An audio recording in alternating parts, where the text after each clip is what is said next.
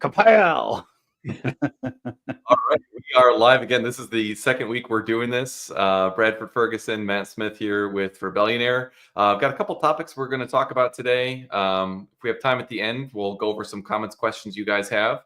But a few things to get into today. Bradford, how are you doing? Doing good. Doing well. Just picked up my mom from the airport with my Cybertruck on V13, and it's doing pretty well, but it's starting to get a little sloppy in roundabouts again, so that's a little concerning. But so you were telling me about this and saying it felt like a regression to you, which is something I think a lot of FSD drivers have experienced in certain versions. You get a version, you're like, oh my gosh, this is so good, and then a few drives later, a few weeks later, it seems like it's regressing. It's not as good. So can you describe maybe what actually happened? Is it safety critical, or is it just awkward? I've had no safety critical interventions. I'm getting closer to 1,000 miles on version 13. So what it's doing is, and this is in the Cybertruck, which may not fully know how big it is yet as a system, where it with the back left tire is hitting the curb on the inside of the roundabout. And I did have an instance where the car clipped the curb on the right side coming out of a roundabout. And it's in this habit where coming out of a roundabout, like halfway through the roundabout, the speed is nice and steady, but then suddenly it does this acceleration and whip out of the roundabout. Like a race car driver or something. Yeah. So I think when you say clip a curb, a lot of people might have in mind, like some sort of tire rash or something like that. But I think the curbs you're talking about in particular are those like rounded ones. So can you maybe describe, like, is this causing damage to your wheels or your rims or anything like that, or is it just not ideal? So not damaging. So on the inside of the roundabout, it's a rounded curb, so it's not as big of a deal, but it's not. You can actually run right over that, and it's actually fine. It's not smart, but you're not going to cause any problems. But coming out where it hit the right side, that was a hard curb. So luckily I was in the Cybertruck, so it didn't matter. So no safety critical disengagements yet, but I'm seeing some instances where it's a little sloppy and strange, but overall it's like extremely smooth. I know I sound like a hypocrite or double talk or something, but it's extremely smooth and I love just driving it. There was this 10-minute video where someone made this funny thing where there's this chase with a Tesla and the Tesla bots, and they put it on X, and I was playing that video and watching it as my Tesla just drove me home, just like super smooth. It regularly drives me to and from work perfectly, and also like it took my girl to a tumbling practice. So it's a very, very good driver. Well, and I think the most important thing you said a couple minutes ago, which is you're kind of coming up on about 1,000 miles on FSD in the Cybertruck and still no safety critical interventions. I mean, this is, we've been saying for a long time, like the single most important thing. Elon posted about this recently about some, I think it was the FSD tracker that showed 600-ish miles between critical interventions on the highway for V13. Which there may or may not be issues with the way that they collect data. But what I've been saying for a while is we should be anecdotally seeing those types of improvements. And so if you're coming up on 1,000 miles on all road conditions with zero safety critical interventions, well, that is only an anecdote. I think it's an extremely important anecdote. And I think collectively, most people should anecdotally be experiencing something like that, as long as they're being kind of realistic about what's actually a safety critical intervention or not. Yeah. So I think a lot of people say something's like a critical intervention or a safety critical, but they don't really mean it in the same way that you and I mean, which is if you had not taken over, there would have been an accident. So to me, this is just really encouraging and bullish. And what we're saying by the definition is, like, there's people who are like, well, it's unsafe, it's uncertain in a intersection, it's like hanging out there or whatever. Like, just because it's unsafe.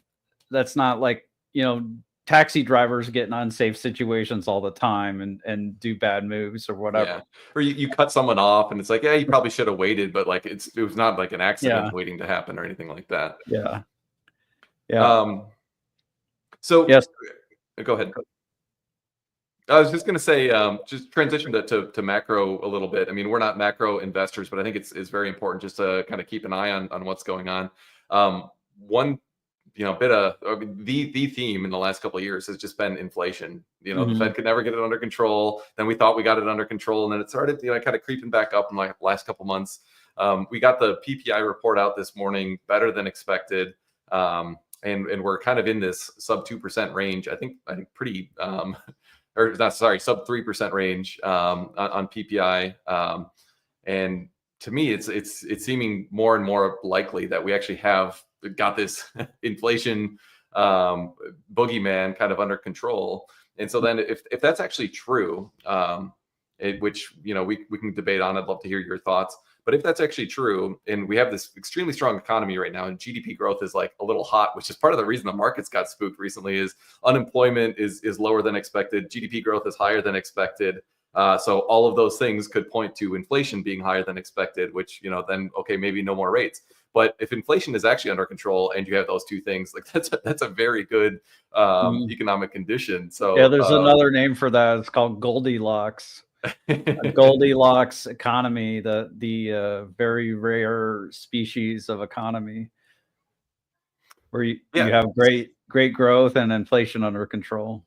So do you think we are in a Goldilocks period, or maybe we'll be in one shortly? I I'm not sure. So rates are high.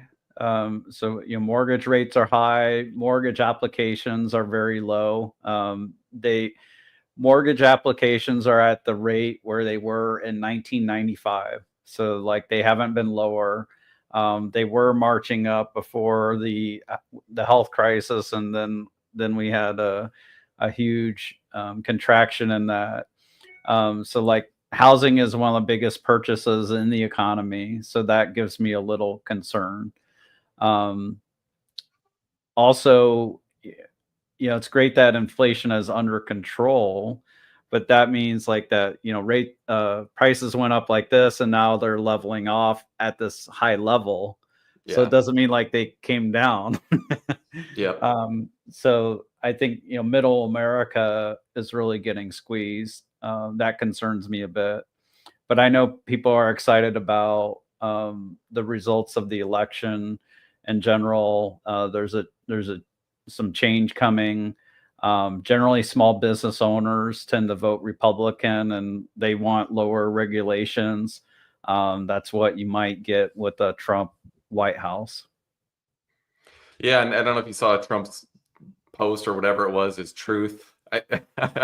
Whatever you call his social media these days, but basically talking about creating an external revenue service to basically collect all the funds from these tariffs that he's planning to impose.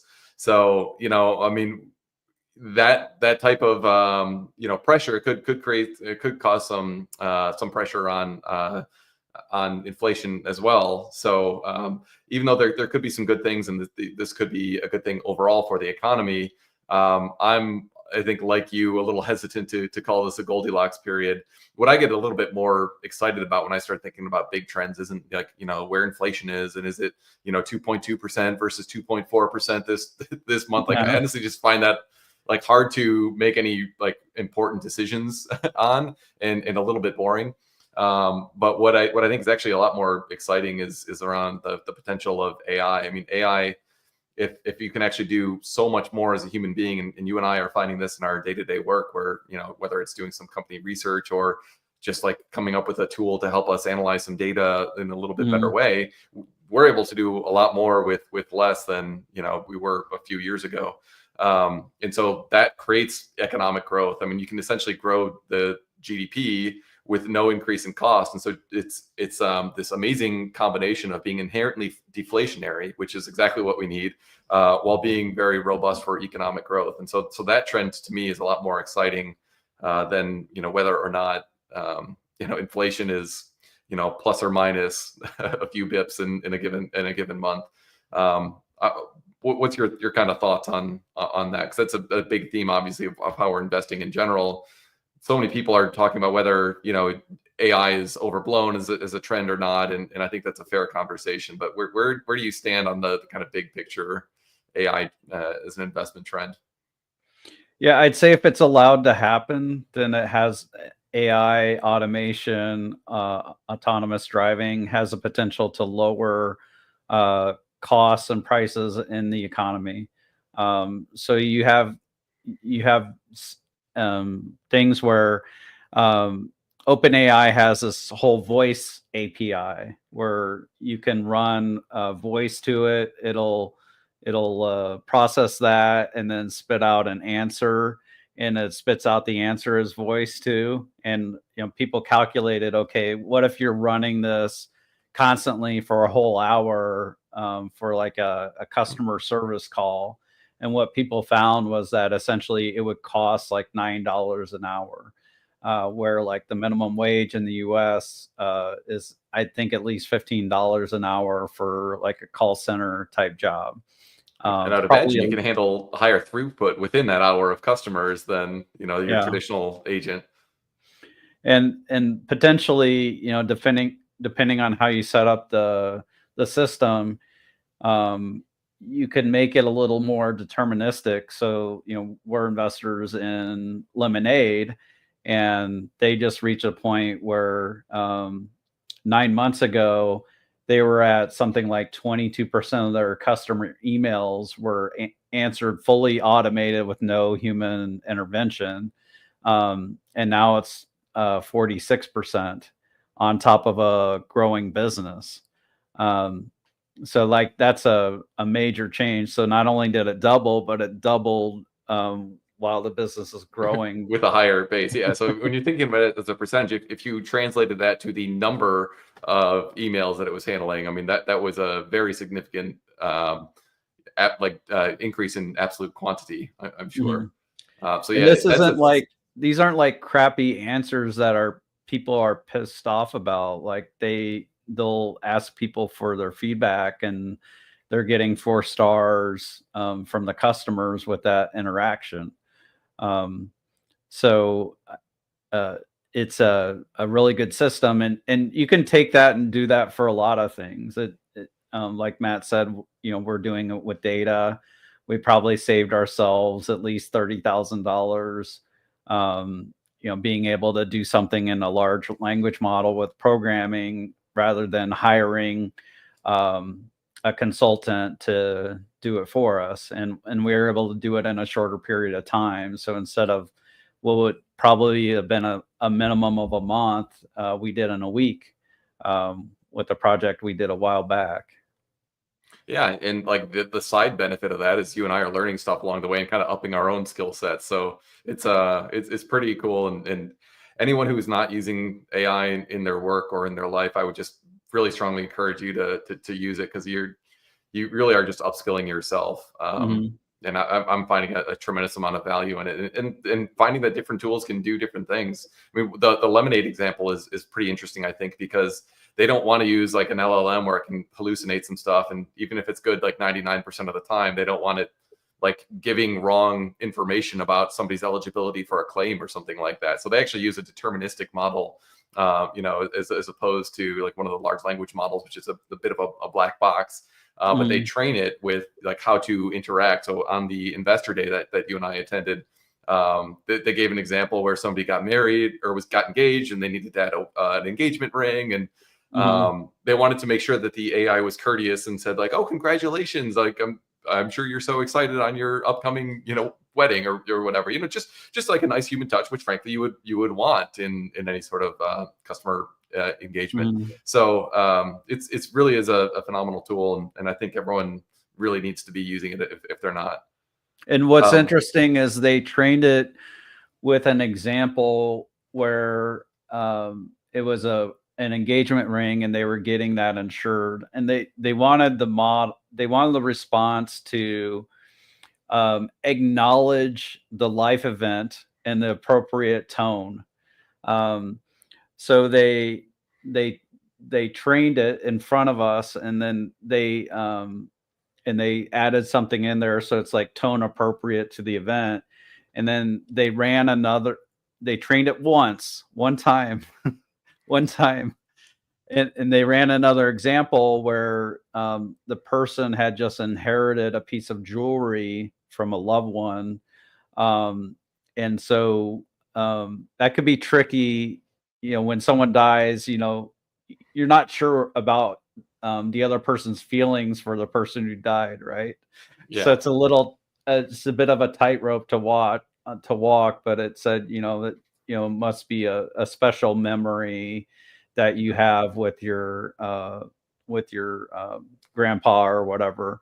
Um, so it immediately trained on the system, and that's where the power comes Yeah. in. Well, in just from a human and kind of like employee standpoint too. I mean, one of the things that really stuck out to me about just like them as a company and what this does for them is you're taking people who used to be responding to emails, which is like, let's be honest, a pretty low level job, Oh, which like, okay, like somebody needs to do that. And I don't want to in any way denigrate people who are doing that work, but like, there's a lot of burnout. Like I worked with call centers in the past with some work that I was doing at one point, and it's like, mhm. nobody wants to work in a call center or like responding to customer emails for like 30 years in a career. Let's be honest.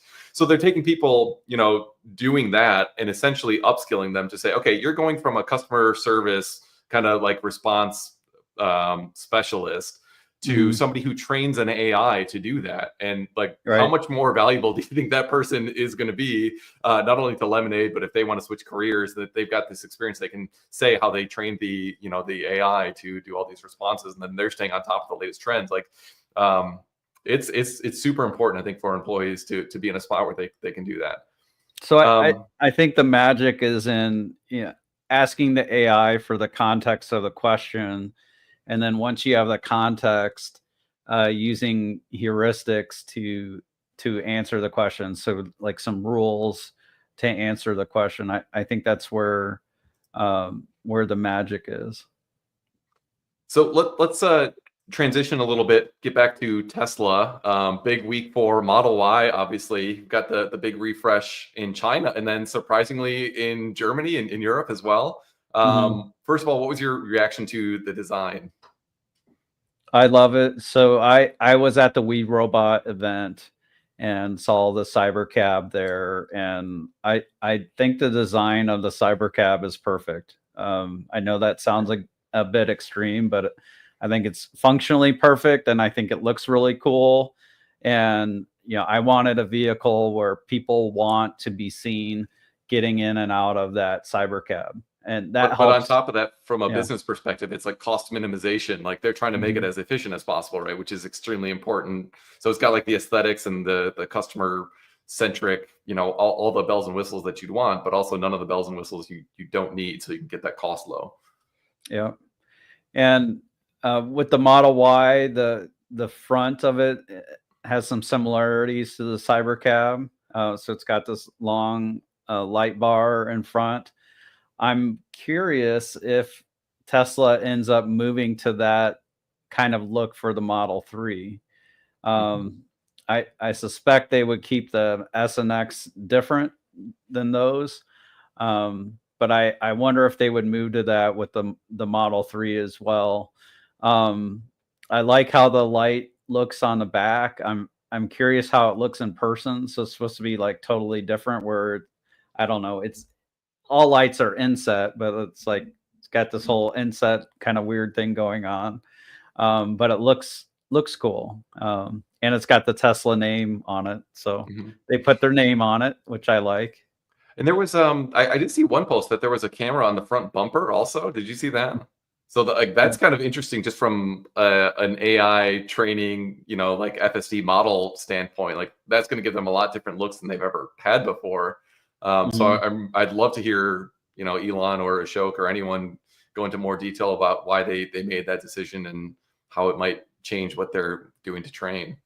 Did the Yep. Cybercab have that too? I would imagine it'd be Uh, a similar architecture. I didn't look closely. You definitely want it for parking right now. When the car is parking, it often has to back up to do things because it has that camera right on the back. Mhm. Um, yeah, I think what they can do is they can begin to collect the full sensor suite data where you're getting the front camera and using the Chuck Cook, who's also a Rebellionaire creator on X.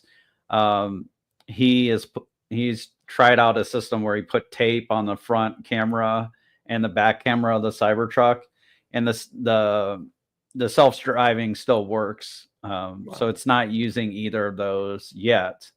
And it's not, faulting out if the back one's covered, but like eventually, you probably do want to include those. And I'm guessing AI 4 or AI 5 it will be is strong enough to handle the additional cameras.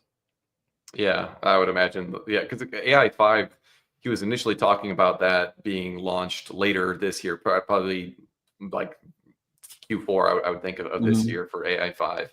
We haven't had an update on that in, I don't know, probably 6 months or so, but I would assume that we're still roughly on track for Yeah. that. So probably makes sense to get your hardware kind of deployed ahead of that. So you like they could probably even start sending some of that data back now and to start doing some of the Yeah. pre-training on it, so that when you do get that new chip out there in the vehicles, it's more or less ready to go.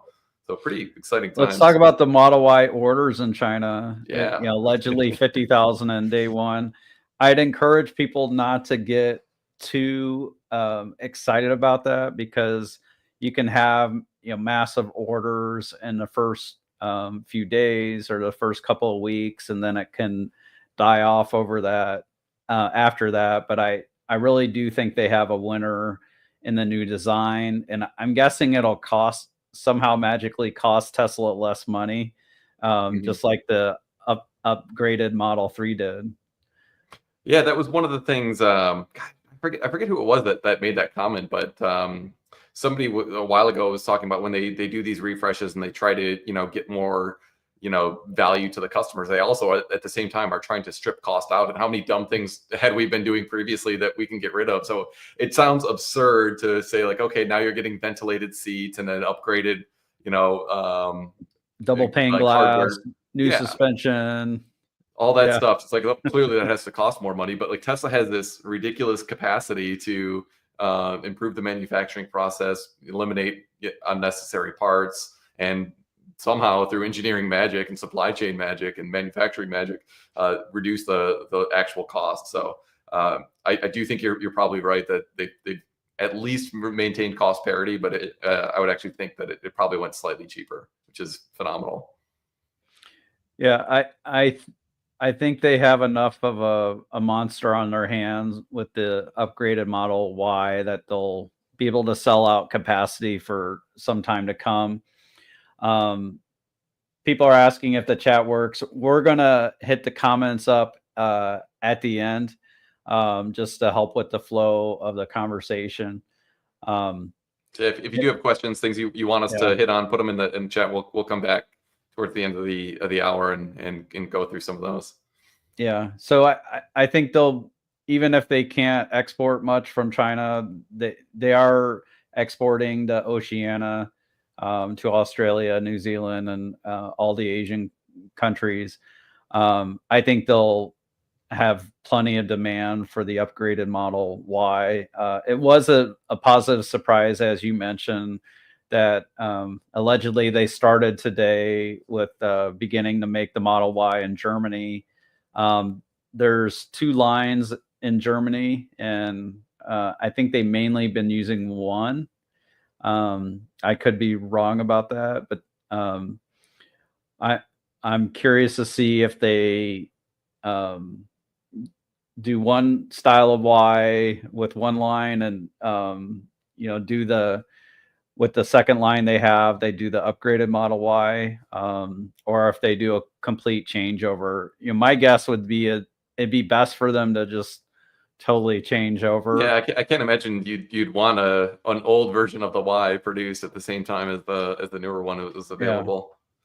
So financially, I'm wondering, this may be a quarter, we're about to hear about the fourth quarter. So that's when the Model Y, wasn't changing over.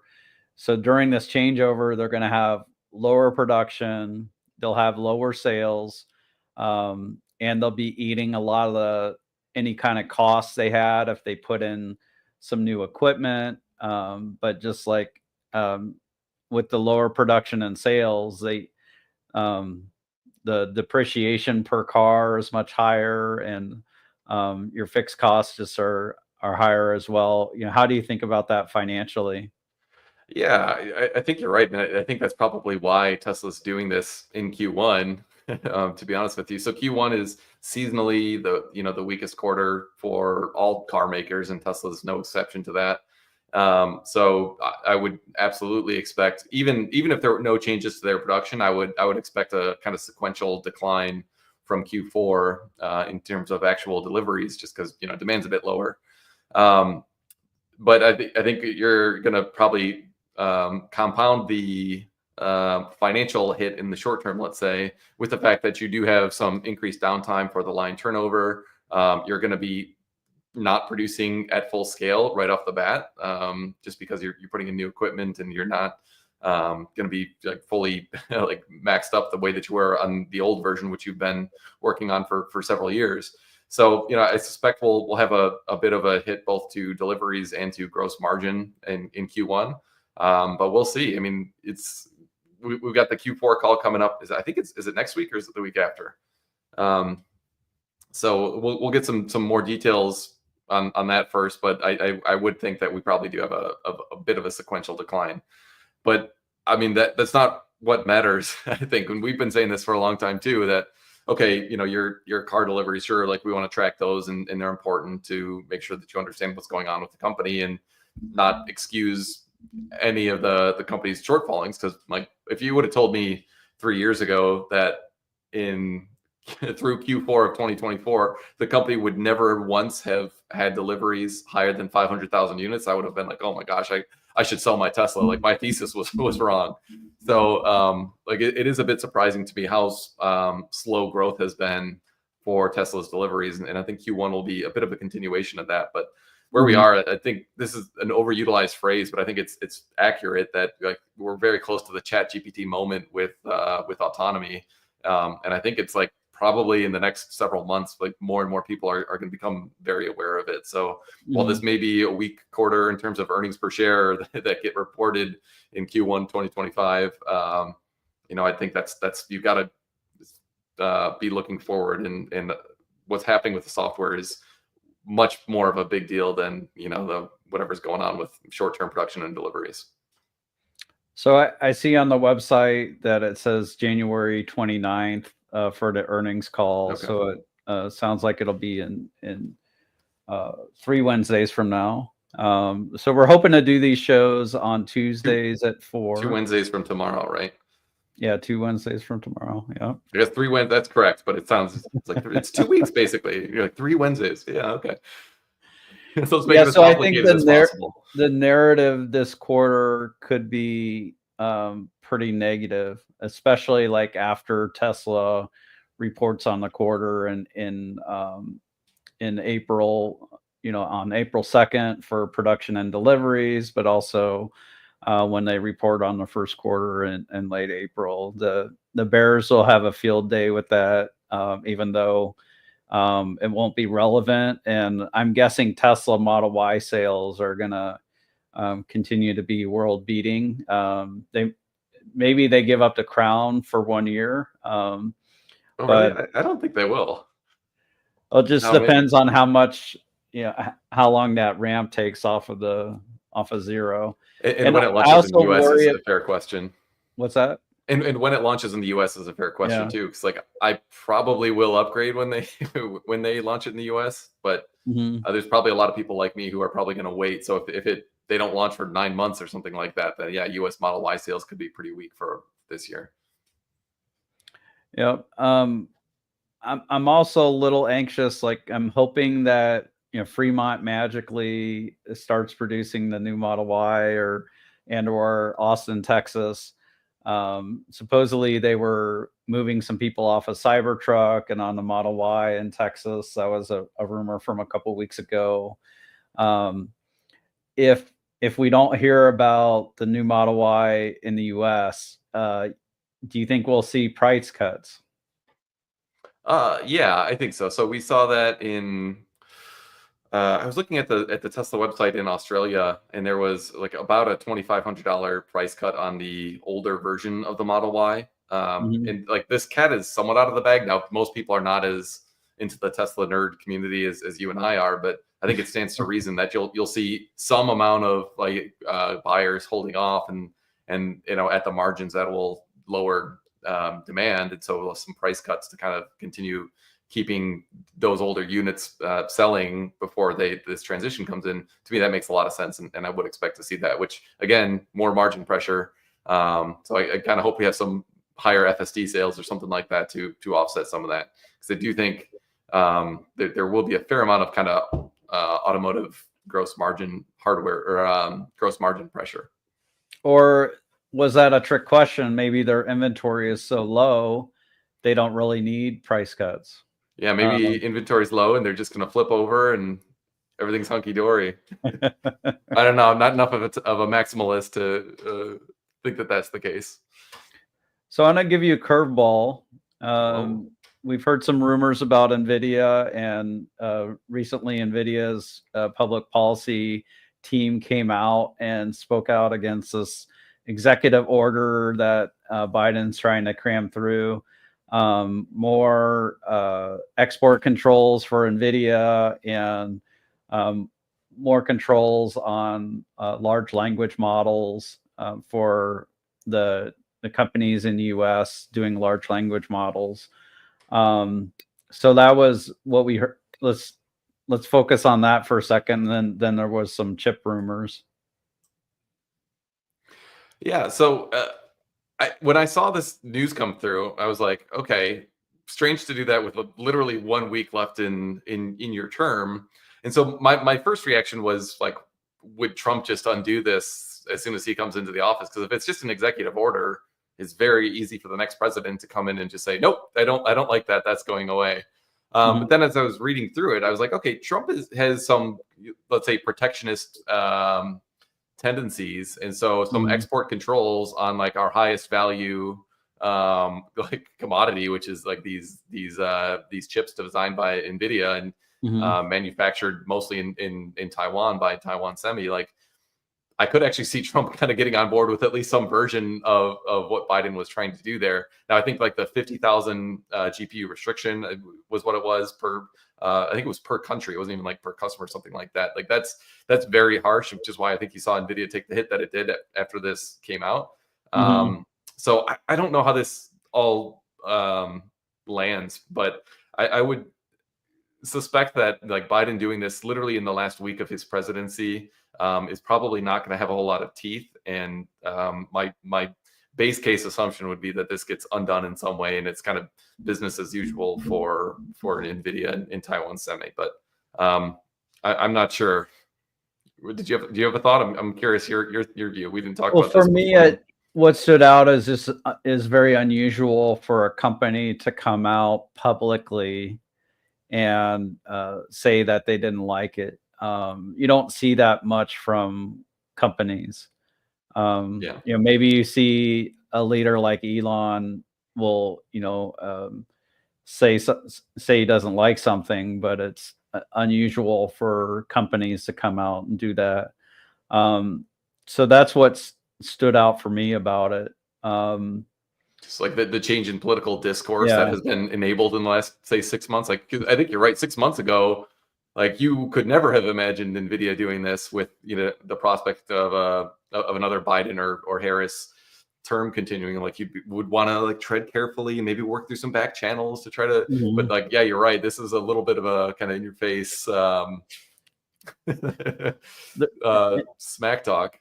And also with NVIDIA, there's also this there's some chip rumors, and this has come out. This came out 3 months ago too, and it wasn't true then. So they were saying they were having problems with masking the chips. So that's when you you design the wafer and you print on the wafer and you mask the wafer, and then you cut around the mask, and so there's this whole way they cut with lasers. It's called lithography, and multiple materials, all this complex stuff. But that ended up being a bunch of Huey. And that came from the information as well. This rumor from the information was that they were having like overheating problems with the new Blackwell processors and all that. I'm guessing these rumors will blow over too. I'm curious though, when we do hear about XAI, when their new data center comes online. So I'm curious, like, if they actually get delayed from some of these NVIDIA rumors or not. But I think NVIDIA is going to be fine. Potentially they can try to slow down other countries and stuff getting their hands on these NVIDIA supercomputers. But like, typically there's people find a way around. Like, there's rumors that they were selling NVIDIA chips through Singapore or through India and selling them onto Russia or China. So like, I think they end up finding themselves in the hands of people who want to get value from them. Very similar sort of news story. I'm curious if you heard the news that Taiwan Semi has started 4 nanometer chip production in their U.S. site in Arizona, and apparently with similar quality and yield results as they had in Taiwan. Like, I was not expecting this at all, and I think this is a very big deal, because the kind of conventional wisdom for a long time has just been that, okay, you can spin up like a fab in the United States or elsewhere and pour a bunch of capital into it, but you're not going to get the same results that you would in Taiwan, because so much of this manufacturing process, especially when you get into like 4 nanometer and like these super small tolerance levels, is just like the people who work in those plants and like the specialized knowledge that literally nobody else in the world has. So I kind of bought into that narrative and thought like all this investment would like, well, let me talk some stuff, but it won't be so great. So yeah, you go ahead. Let me talk more about that narrative. So yeah, it's so specialized and important that when these people go to work for Taiwan Semi, like, the rumor is it's almost like going to work for the CIA. It's like, you're in for life, you can't leave. And so these people become like very highly specialized. They're very good at what they do. There's a great knowledge that they have. And so, like Matt was saying, like, they felt like you couldn't just transfer that to a tech worker or an engineer in the US. You don't have that whole history and experience and trauma, so to speak. So I thought that this was really good news. It is for a limited number of customers. So I think a chunk of the chips are going to Apple. So it's not like these are the types of chips that are powering the whole world. So the reason I mentioned that is, what's exciting about moving this factory over to Arizona is that if China were to attack Taiwan, then like the factory in Arizona is fine, and that chip making there is good. So I find it very encouraging that the quality is there, and I'm hopeful that more plants are going to be made outside of Taiwan, so that we can kind of like back up Taiwan just in case China ever does something to Taiwan. You don't want the whole like chip world to go down. Yeah, I mean, it does seem something like an inevitability to me that China, through either soft or hard means, tries to take over Taiwan. And I think it would probably be to the benefit. Well, it certainly would be to the benefit of the United States, but probably to the benefit of the Taiwanese citizens there and the workers in those factories. Like, I'm guessing they're not going to want to work for a CCP owned version of TSMC, which I would imagine would be the case. So I'm quite certain, not that I'm a political expert or anything like that, but I'm sure there are some plans to kind of evacuate those highly specialized workers out of there in the event of something like that, probably destroy the factories. I can't imagine they would just like sit by idly and let China take over those world-class factories.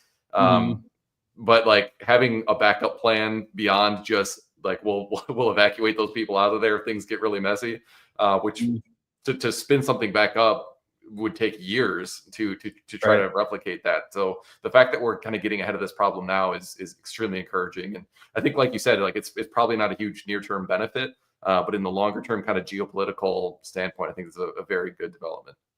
Yep.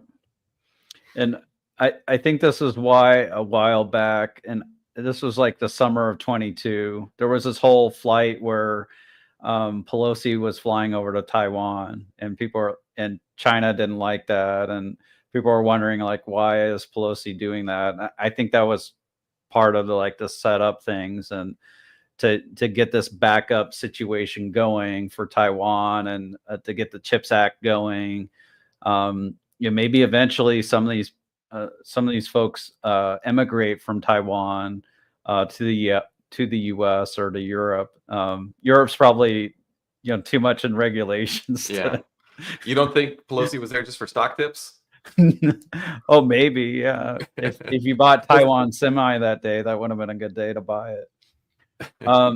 So let's talk a little bit about the LA fire. I think it's another feather in the cap for Starlink, for Cybertruck.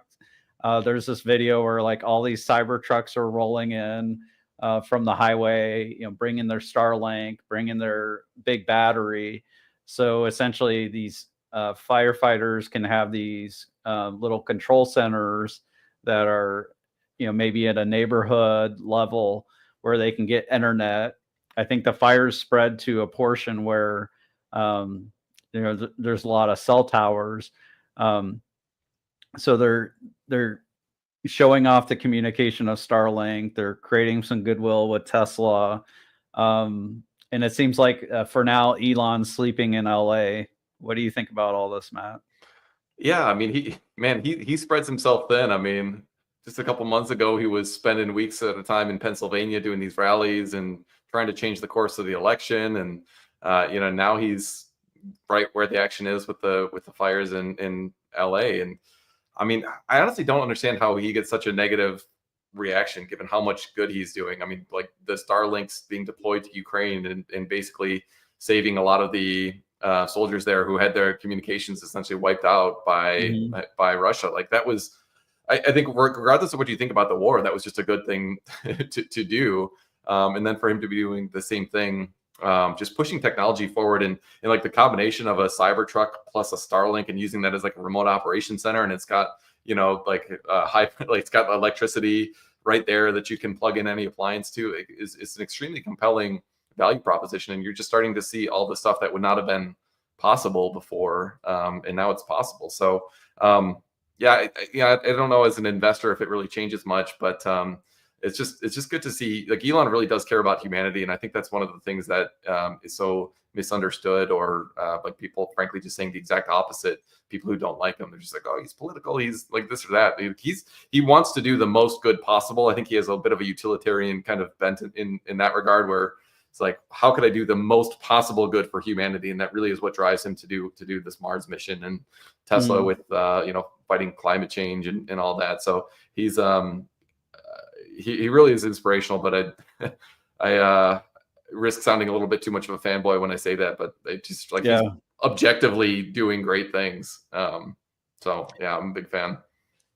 I think a lot of people don't have perspective on like the leader of an organization, what they end up doing as an organization gets bigger and bigger. So like initially you're the only person in the business, you do everything, and then you bring on people, and maybe at first you micromanage them, but then they get growing autonomy, and now you're building teams and you give the teams autonomy, and then eventually it comes to the place where the business is telling you where you're needed. It's telling you where the bottlenecks are. So Elon goes to the bottlenecks, but also he's going to where he's most needed. So let's hit some questions. Yeah, but before we do, I just want to touch on that point too, because like what struck to me in my mind when you said that was thinking of the Model 3 ramp and like where was Elon needed during that time? Man, in the factory line, like knowing every single station that needed to get assembled, and he like lost a lot of brain cells and sleepless nights and everything, grinding through all those problems. It was like traumatic to hear him talk about like how rough that period was.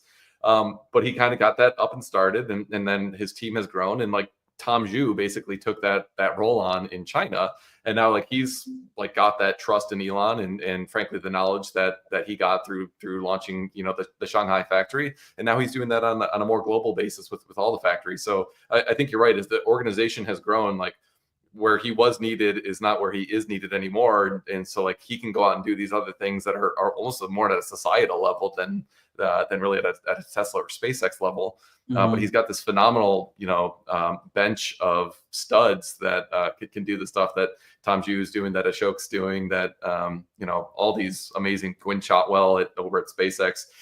He's got a phenomenal team in place, and there's always been like the Elon gets hit by a bus risk, and I think if that happened, like that would obviously be very bad news. But I honestly think operations would continue very strongly at all of his companies because of the all-star bench that he's got in place. Yeah. All right. Well, with that, let's open it up to some questions. Yeah. So the question here is, why is Tesla relying on Google Maps, and why Tesla does not create their own real-time mapping? Why would they rely on Google? So my thought here, and I could be wrong, but I think this is a bit of a stopgap measure where like eventually they will have enough data and probably like better data, especially on a real time basis, like Paul was saying in that question.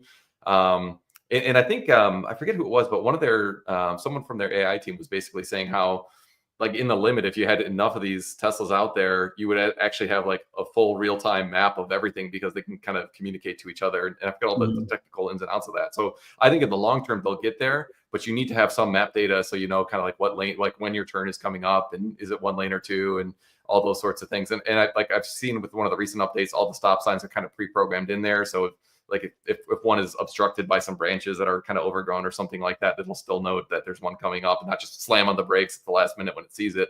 So I think it's a stopgap measure, and I do think eventually they'll use their own maps once they have enough data where it would be a better product. There's also something recently where the Teslas are talking to each other, or they will soon. I don't know if that's going to be on version 13 or not. But if you have the cars talking to each other, saying where there's construction or a route is blocked, essentially you could get that redone in a map. And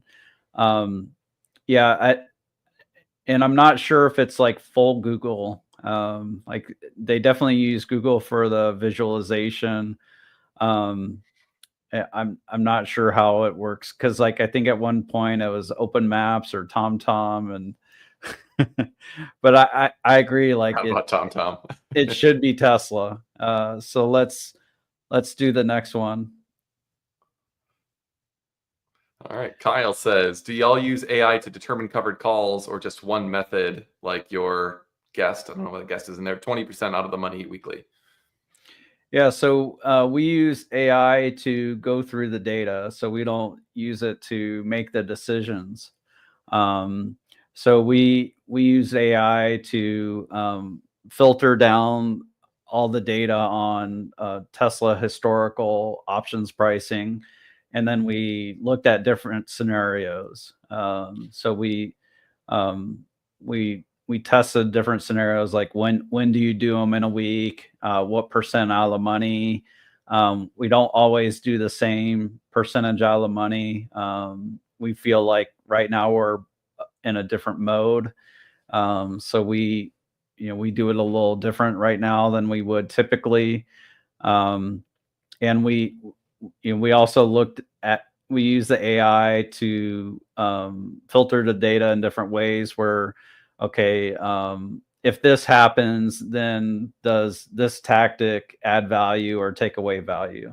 So like if the covered call, goes in your favor real quickly, should you cover it early? Or if it goes against you, what point in time should you cover it? So we just use the AI to be able to look at the data. I should say the initial data we looked at was 2 billion rows with a B. Excel itself has a 1 million row limit. Like Excel would refuse to open that file. And I'm not a computer expert. I'm not even sure if you can open that file in a file viewer.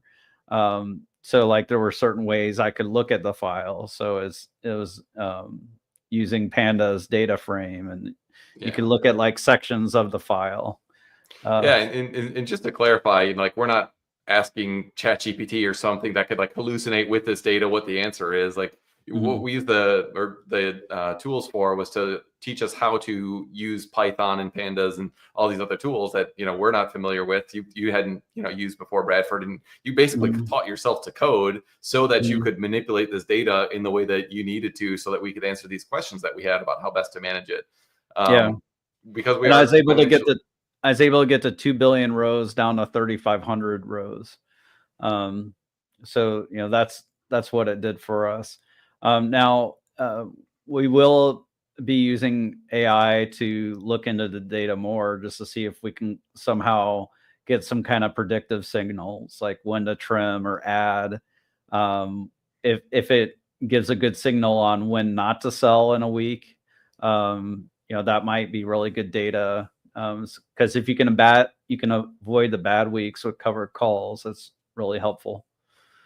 Yeah, and I just want to clarify, because we are financial advisors, it's probably important to note that we're not letting AI make any investment decisions, and we're really using it as a tool to allow us to answer questions that we have about within this data set that we couldn't manipulate on our own, or do some research on other companies, like I said before. So we're validating the information that it gives us, and really only using it as a tool, not for making decisions. Matt, you can go ahead and read this one. All right. Bicycle says, what other controversies can Elon get involved in or tweet about that might affect share price? Probably a very long list of those. Or should long-term investors ignore that? Yeah, I'd love for Elon to chime in on buying TikTok and selling Tesla shares to do that.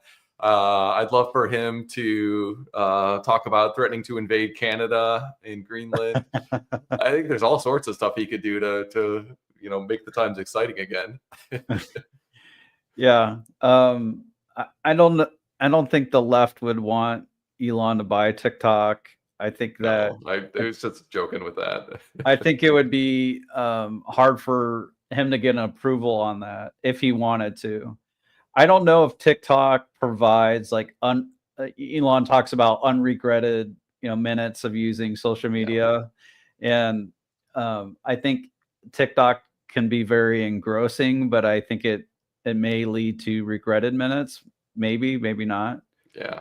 I don't see Elon doing that, but I could see him like making some tweet about that as a joke that people don't realize is a joke, and getting very upset with him about it. I don't know. I've actually not been watching or viewing all of Elon's tweets recently. I used to like read all of them, but he has really proliferated lately with just a lot more posts, and a lot of them are about video games and stuff that's a little bit less of interest to me personally. So I don't know, have you found yourself viewing his content less? I'm reading it more just to see kind of what the national news is around politics. I know like he has his viewpoint, so I understand what he's trying to highlight and do with that. So I'm just using it to kind of like understand what the news is and what he's highlighting. Next question.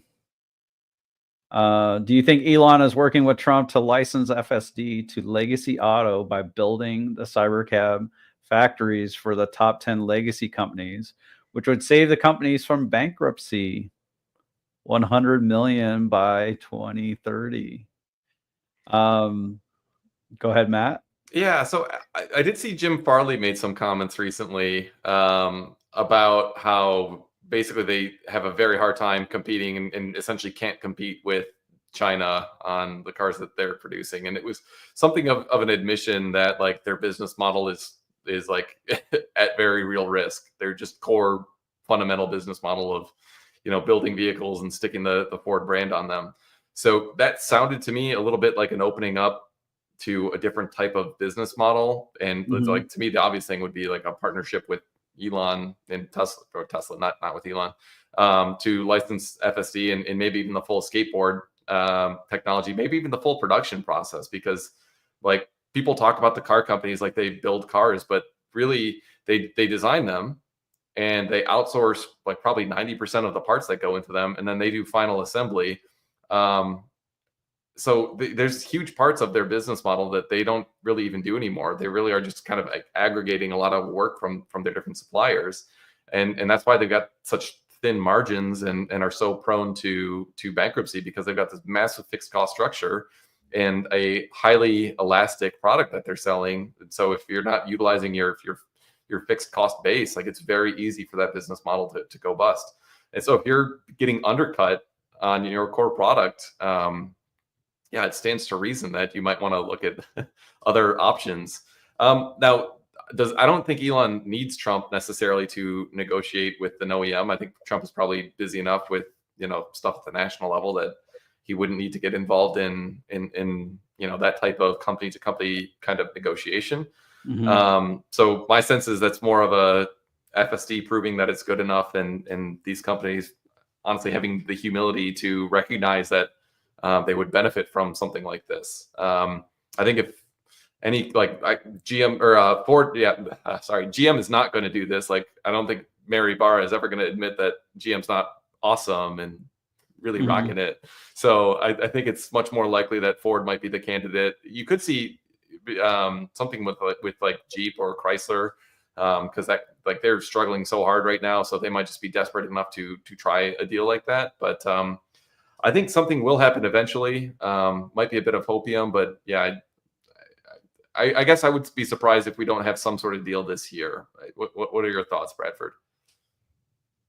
Elon talked about a company that's willing to make cars in the millions and maybe proving to make them in the millions. So I wonder if that's going to be BYD, because BYD is beginning to scale up, and that sounds weird that I'm saying that, but the way BYD achieved all this sales growth is they did what Wall Street wanted them to do, maybe, and more models is better.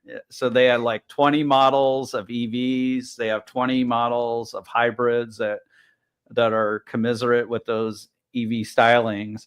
And this is how they were able to make, I think they did over 4 million cars last year. I think Tesla still bested them with pure EVs. Um, so they're at a scale that I think would be attractive to Tesla. Um, the reason why Elon wants there to be a big scale per model is, there would be significant investment from Tesla to, um, provide the platform and all that means. So, like, having the cameras in the right place, the in-car communication, the low latency with like braking and steering, and having it be a smooth ride. These things are not trivial. They're Yeah. hard to do. Um, yeah, maybe there's a chance with Ford. It seems like Farley's open-minded. I don't think there would be a chance with Volkswagen though. No. No, they I think when they, Herbert they Diess chose got the kicked to wrong the way. wayside, that was the end of that possibility. Yeah, yeah. All right, Free Ben says, SD my transfer. question for the end: do you think Elon will bring back free FSD transfer? If so, when? It seems like this is just a thing that kind of ping pongs, and every few quarters we do get that. Mhm. So I would guess, just based on how frequently that has happened in the past, that it would happen again. Um, I don't know. Maybe if someone asks him at the shareholder meeting, he'll bring it back. That seems to be a winning solution for getting that back. Yeah, I think it's maybe an end of quarter enticement they can do. I don't think it's gone forever.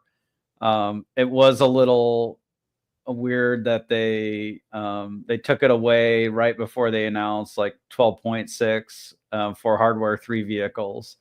So that was through December 15th. I think they'll bring it back to incentivize sales maybe early in the quarter, because like, a lot of sales come toward end of quarter. So maybe they'll try to do that. Yeah, I think Tesla's motivated to offer the free FSD transfer because like when people do that, then they're no longer liable for some kind of promise that Elon may or may not have had about robotaxi in the past. So it gets Tesla off the hook, with needing to upgrade that car. Yep. How much of an impact would China invading Taiwan affect Optimus / FSD growth? Yeah, I think you'd see a big increase in sales of the machine gun carrying Optimus fleet. So, that might be a growth vector. Now, on the other hand, you have some chip demand or chip supply issues. I mean, I think China invading Taiwan, I probably shouldn't even be joking about it, to be honest with you, because it's like it would be awful from a macroeconomic standpoint. Tesla in particular, because they've got the plant in Shanghai and they're heavily reliant on chips that are being produced in Taiwan. So like this is There'd be heavy tariffs on China. Yeah. Possibly millions would die in China from starvation. Like it would be very bad. Like immediately the NASDAQ would be down like 30%. Yeah, this would be like, so there's the human element of it, which is the most important part, and it would be awful from that perspective. It would have a huge possibility of escalating in a way that could get out of control, which would be very bad too. But since this is an investment show, kind of bringing it back to the investment standpoint, very hard to know exactly how this would pan out. But like, it would not be the sort of thing that like Tesla's down 10% because Optimus sales are lower and they can't make as many FSD. Like it would be, I don't even know how big of a drawdown it would be, but it would be an absolutely massive drawdown if something like that were to happen. Yeah, and I think just more generally, Optimus, it's going to be allowed in countries, and I think the motivation will be that Tesla will pay the profits from selling the Optimus in that country. They'll pay that as like income tax in that country. So I think that's how like the entry for Optimus will be for Tesla in the various countries. All right, Probosco asks, is Tesla's real-world FSD data an actual advantage, or do you see other companies with decent tech but a more cautious approach, like Mercedes or Volvo, keeping pace? So far, this whole thing with simulated data in NVIDIA's drive system really hasn't panned out and allowed other companies to create valid autonomy solutions. And maybe that could be different with more data, more compute, and maybe a little better approach and more congruent approach. I have my doubts that simulated data can be like really leaned on heavily. So I would tend to agree that Tesla's real world data advantage, with over 7 million cars on the road, sending videos back to Tesla on a weekly basis. It's basically like every time your car comes back, it might upload a bunch of videos to Tesla, and then they use that to train on. They might use it to make their whole process better. So they might use that video just so they can label things in the videos more correctly. So I think it's a huge advantage that's very hard to replace. The only thing that in my mind seems close is Intel's Mobileye because it's in so many cars. Um, but I also think there's more and more cars where they're putting in multiple cameras and we just haven't heard much about it yet. Yeah, so I would tend to agree. I suspect this is a very real advantage that other companies can't replicate. But I think it's probably not the biggest advantage. So, I mean, there could be a scenario that's plausible that, the simulation training just gets better, and, whether it's just more clusters or more simulations that are being run, like maybe you can actually get results comparable to what Tesla gets. That's at least theoretically a possibility. So if we grant that, then where I think Tesla's actual kind of sustainable long-term advantage is in their overall approach, meaning the hardware suite. So no lidar. They've got like the lowest cost possible approach, with just the handful of cameras and then a fairly low cost inference computer on board. So that, coupled with the fact that they actually own the manufacturing process of the vehicle, and Mhm. and so like they can get the lowest like total cost, and then on top of that, they've optimized it for efficiency. So both the vehicle itself, how it drives, minimizing the kilowatt hours needed to drive a certain distance, and even doing that on the inference chip level, like making sure that you're not using too much power to do the calculations that are needed, because that can actually be a fairly decent draw of power. So when you like add all those things together and put them in your financial model, like I have, and you look at the total cost of ownership, essentially, where you've got the lowest cost hardware in terms of sensor suite, you've got the lowest cost to manufacture of the vehicle itself, and then you've got the most energy efficient like overall package. Like, no, that's the real advantage, because when you amortize that over the lifetime miles of the vehicle, that's where it becomes very clear that like nobody else can compete with that price. So Tesla Mhm. will either have the best margins or the lowest price, or both. So that's the real advantage, I think. Not necessarily the simulation, although I do suspect that that's a real advantage too, or the real world data instead of the Yeah. simulation data. I think it's a big advantage that that whole sensor package is so inexpensive. So like the computer is $1,000 or less. The cameras are $1,000 or less. And that goes into every Tesla. And even if the person who buys that Tesla doesn't buy FSD, eventually there may be an owner of that car that does buy FSD and pay for it. So Tesla is generally going to get paid for it. Um, and they're collecting data on that car, even if the person isn't running an FSD. And there's other car makers where, I'm curious about this answer. So maybe we could research this, or someone could take a look and tell us. Mercedes has different levels. They have, I believe it's the S class on top, they got the E in the middle, and then the C at the bottom. Um, that's SEC. Uh, That's Elon C. um, and I'm wondering, does Mercedes put in the same sensors, cameras in the C class that they do for the others? Because in general, they probably would expect that the buyer of the E class and the S class to upgrade, whatever package they have.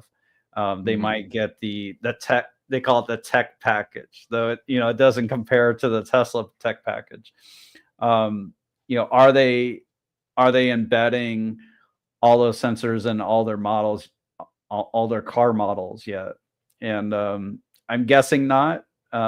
Maybe it varies by brand, but I think it's crucial that data be collected. So like Yeah. Tesla has the whole data pipeline and they have the compute.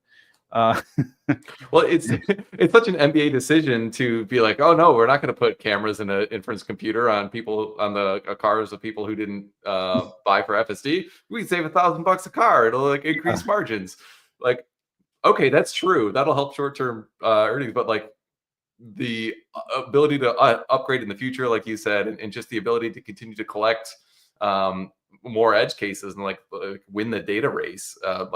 It was such a brilliant move, and I'm not surprised that other companies aren't following. But still today, nobody else is doing it the way that Tesla is. And so that's why I do think it is actually a real sustainable advantage. So don't get mad at me. We're going over an hour. Do No. you all know if the Tesla semi factory will be done this year? Do they plan on going into production this year? If so, I've heard nothing on this. So this I was thinking about this a little while ago, because almost 2 years ago, I think Elon presented at the Giga Nevada factory, basically talking about how they're going to add 100 gigawatt hours of capacity. A lot of it for Tesla Semi, a lot of it would be 4680 cells. And then they were also going to add megapack production there using the 4680 cells. This was like something that was just not widely reported on at the time. And I was like, okay, great. I've heard like nothing on it since then. So I don't know. Have you heard anything that I've missed, Bradford, on that? yeah, we're only seeing what we think is the semi factory going up. So there's this guy on X named Zangler, who does drone videos and talks about the Tesla semi.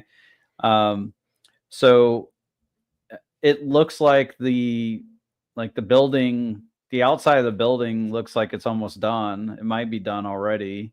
It's not. They didn't pretty it up yet. Uh, I think they're beginning to add some equipment into it. I know they're like cleaning up the floor of it. So it should be close to the time where they put equipment in, but the main year we're hearing about, mass production of the semi is 2026, according to Elon. So it's not yet this year. I'm hopeful that they would start to roll them out this year. The other thing to keep in mind with Tesla Semi is the infrastructure needed for it is much more intense. So you need all the mega chargers, and ideally you want to do it for a big fleet where they're running more than a dozen semis out of a certain place, if not like a couple dozen. You pair a mega pack with that. So you're talking about a mega pack, which is $850,000 or so dollars. Then you have the mega chargers with it, so you can steady out the power draw and not like pay as much to the power company. Then you need the chargers along the route. It's What's crazy. I said you're talking about megawatt level charge, like per stall. I mean, this is like I don't think people realize how bananas that is. So yeah, like you're right. There's a lot of infrastructure. Like the backup infrastructure is probably a lot more expensive than the semis themselves. If you only have a fleet of say 10 or so, like, so you really do need, I think, a very large kind of order volume in order to make the kind of rest of the infrastructure that needs to go along with it palatable to invest in. We're hearing about more and more transportation companies choosing to go with Tesla and beginning to test us on a major route of theirs. So I think that's encouraging each time we heard. So we heard about Walmart. There was also, some major trucking company that announced or that we've seen with Tesla semis or begin to do that. So this is coming. I wish it was coming faster, because the semis are working, potentially all day. You granted, you run it 500 miles. That's like an 8-hour shift, and then that driver is largely done for the day, and then you can run another shift where it goes the other way, and then someone else's. You just go back and forth. So you're using those batteries a lot more than batteries get used in a consumer's Tesla, where I'd say like typically my batteries being used like 20%. Like my commute really isn't that bad.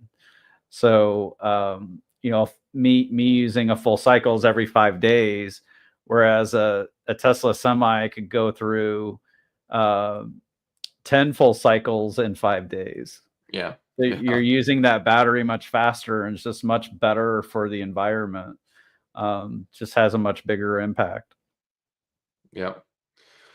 Well, we should probably end it there. So thanks for watching, everyone. We'll be here again next week, 4 o'clock Eastern on Tuesday. So thanks for all your comments, your engagement. Hope you enjoyed this. And with that, we'll say bye for now.